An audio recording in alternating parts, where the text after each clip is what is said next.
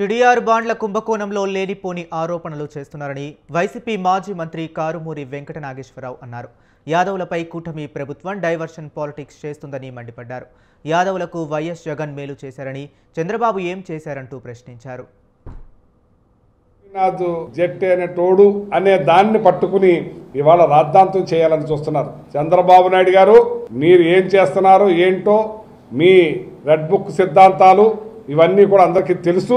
ఇవాళ యాదవులకి ఏం చేశాడనేది కూడా అందరికీ తెలుసు.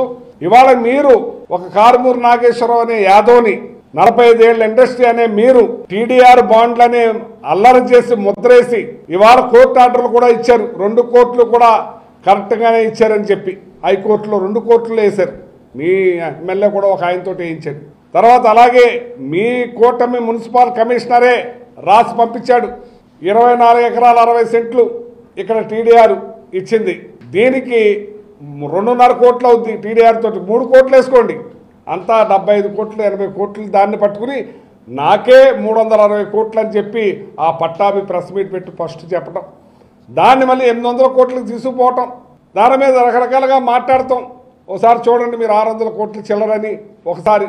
ఇవాళ మొత్తం కోర్టు ఆర్డర్ వచ్చిన తర్వాత ఏదైతే యూట్యూబ్లో ఉన్నాయో అన్నీ కూడా తీసేసే కార్యక్రమం చేశారు.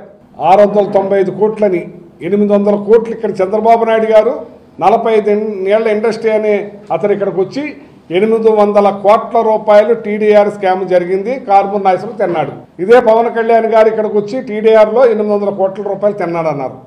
ఒక 45 ఏళ్ల ఇండస్ట్రీ అని మీరు, పవన్ కళ్యాణ్ అనే మీరు ఒక యాదవ్ మీద ఇంత దుర్మార్గం వేశారంటే ఎట్లాగా? ఇవాళ టీడీఆర్ కుంభకోణంలో నాదేందా 1 ఎకరం పొలం ఉందా, మొత్తం అంతా కూడా చౌదరిస్తుంది. 24 ఎకరాల 60 సెంట్లు అని చెప్పి మీ కూటమి మున్సిపల్ కమిషనరే రాసి పంపిస్తే అది అంతా పోసి 75 కోట్ల రూపాయలు అయ్యే దాన్ని నా మీద ఎంత బురదేశారే, నన్ను ఎంత మానసిక క్షోభకు గురి చేశారు. ఇక్కడ ఎమ్మెల్యే పచ్చి ద్రోహి, పచ్చి దుర్మార్గుడు, అతను ఎంత అల్లరి చేశాడు నన్ను. ఇవాళ నేను మరి యాదవ్ని కాదా? నా మీద ఎంత అల్లరి చేసినప్పుడు మీరు ఏమైందని అడుగుతున్నాను. యాదవ్ సోదరులందరినీ కూడా గుర్తు చేసుకోండి. ఆ రోజున టీడీఆర్ అంటే కారుమూరి, కారుమూరి అంటే టీడీఆర్ తణుకు. తిరుమలలో గొల్ల మండపాన్ని కూల్చింది చంద్రబాబే అన్నారు కారుమూరి. తిరుమలలో యాదవులకు వంశపారంపర్య హక్కును తిరిగి తీసుకొచ్చింది జగన్ అని చెప్పారు. ఇక శ్రీకాకుళం చరిత్రలో యాదవులకు ఎమ్మెల్సీ ఇచ్చింది వైఎస్ జగనే అన్నారు. విశాఖలో యాదవ మహిళ అని కూడా చూడకుండా మేయర్ పదవి నుంచి దించేశారంటూ కారుమూరి ఆగ్రహం వ్యక్తం చేశారు.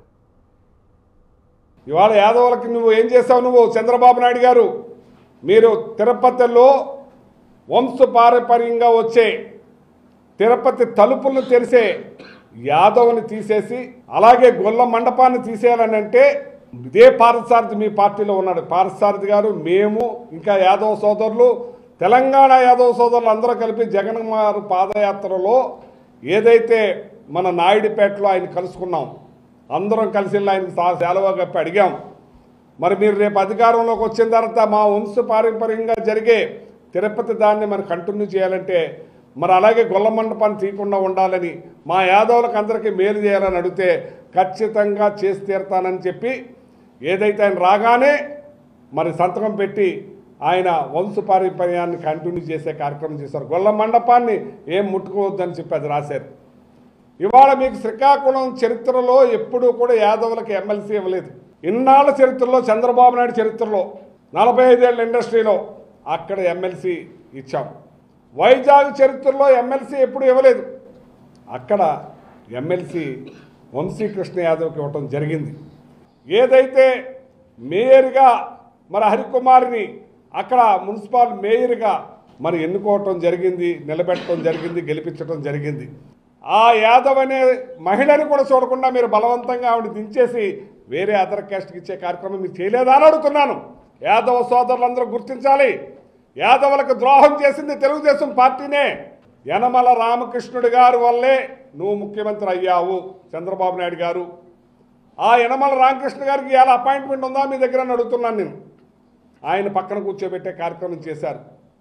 ఇవాళ ఏదైతే మీ 45 ఏళ్ల ఇండస్ట్రీలో ఒక యాదవ్ అయినా ఎవరికైనా బీసీ